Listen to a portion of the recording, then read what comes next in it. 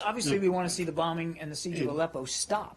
But more critically, we want to see a nationwide cessation of hostilities that can be sustained over time so that we can get the political discussions back on track. Now, look, we had in September 9th, just earlier, well, about a month ago, we had struck an agreement in Geneva with the Russians that, after 7 days of reduced violence and the return of humanitarian assistance to particularly besieged places like Aleppo, that we could then begin to have to establish a joint implementation center by which the United States and Russia would cooperate and share information to go after groups like al-Nusra. In fact, it was specifically designed to help us together go after al-Nusra. But we didn't get those 7 days of reduced violence, and we didn't get any humanitarian assistance in any significant way. And you know the rest of the story. We regrettably, because of Russia's actions, because of their intransigence and unwillingness to meet their commitments under that agreement, we had to suspend the bilateral cooperation in that regard. Is that agreement revivable? Is it revivable, that agreement? I think Could it be revived? The Secretary has said that it is. Absolutely. We suspended. That doesn't mean that it's forever off. And what we continue to need to see are significant steps by the Russians that they're serious about their commitments. And they have thus far proven quite the opposite. Yeah. Turkey's president today affirmed that Turkey will take part in the military operation to recapture Mosul, and that Turkey would not follow the direction of Iraq's prime minister. In fact, Erdogan was insulting. He said to Abadi, quote, "Know your own place. Your clamoring is not important." What is your view of this? I think, as we've long said, and I think you heard Brett McGurk say this himself on Friday when he was up here, all of Iraq's neighbors need to respect Iraqi sovereignty and territorial integrity. The Turkish forces that are deployed in Iraq are not there as part of the international coalition. And the situation in Bashika is a matter for the governments of Iraq and Turkey to resolve. What we support is continued dialogue between them that can lead to a speedy resolution of the matter. We call on both governments to focus on their common enemy, our common enemy, which is Daesh. Over the coming days and weeks, we believe it's imperative for all the parties to closely coordinate next steps to ensure unity of effort in that counter-Daesh fight. The Turks today played a clip from a press conference in which Abadi states in this press conference with the Turkish prime minister that he had demanded, quote, military intelligence, arms, and training support from Turkey. It does seem like the Turks have a case that they were invited in. Again, I'm not aware of those comments. I haven't seen that clip. Prime Minister Abadi has made it clear publicly that they weren't. We don't hold them as there as part of the coalition, the international coalition, and we want Iraq and Turkey to work this out together through dialogue. Okay? Same topic. One follow-up, please. Some local officials, Iraqi officials, such as former Governor Nujaifi, also says, who is coordinating with Turkey, that the Mosul operation will be starting in a day or two. And another timetable given by the Turkish president also is saying that sometime between next week, Mosul operation will start. Is this your understanding that the timetable will be in a day or two or the next week? The campaign to retake Mosul is an Iraqi campaign. It's an Iraqi plan and an Iraqi strategy.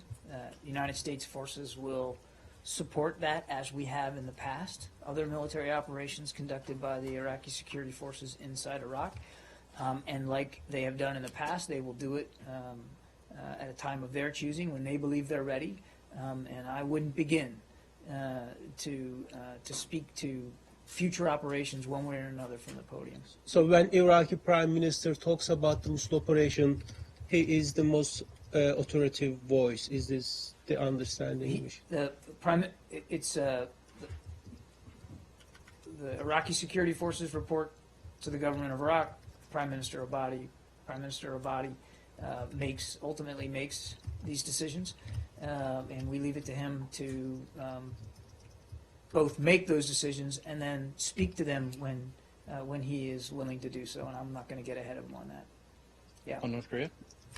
So the 10th anniversary of the first nuclear test came and passed, but I was wondering if there is any sense of relief, or are you still on heightened alert for possible missile firings or nuclear tests? I think we're always vigilant to potential North Korean provocations.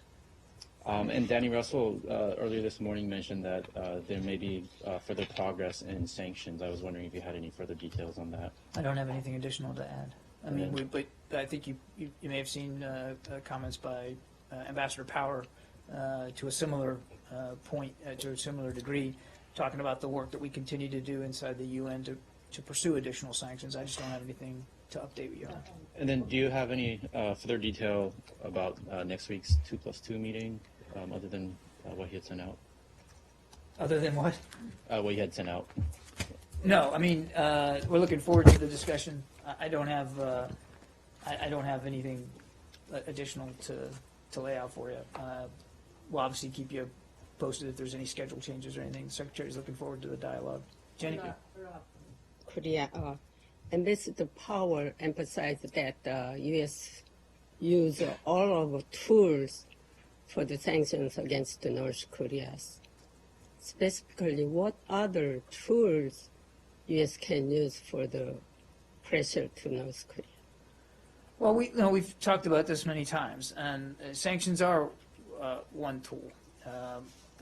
And as we've made clear, their recent activities have galvanized the international community to seek potential additional sanctions. And sanctions take time.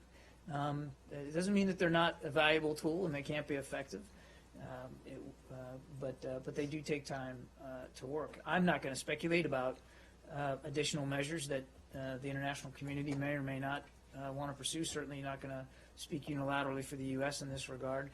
We believe it's important to continue to work through the UN and with the international community because pressure applied from everybody, we still believe, is going to be more effective. But we'll see, where these discussions take us. Does the U.S. sanctions included humanitarian aid too? Does Humanitarian. does what include humanitarian? U.S. individual sanctions included the North Korean humanitarian assistance. Well, again, so far the sanctions that have been applied really are against members of the regime and about the resources that they have. And I'm not going to get ahead of the specifics of future sanctions. That discussion's ongoing right now, and I don't think it would be helpful for me to get into speculation about what they're going to look like and how we're going to try to implement them should they be passed. But the North Korean leader Kim Jong Un, he didn't take care of their people starving death. He always think about the nuclear programs, their developed nuclear weapons. Why the international country should take care of humanitarian aid to North Korea? Because their leader didn't take care of their peoples. So what is your comment on that?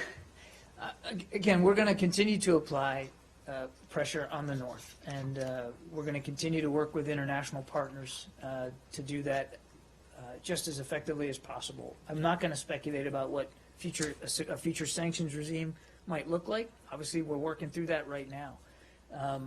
But stepping back from North Korea and just try to address your question as best I can, humanitarian assistance in a non-permissive environment, and I think we'd all agree that the North is a non-permissive environment, comes with a lot of risks and consequences that any nation state needs to think through before you try to implement that. But he using that. Kim Jong Un using that humanitarian assistance, like food.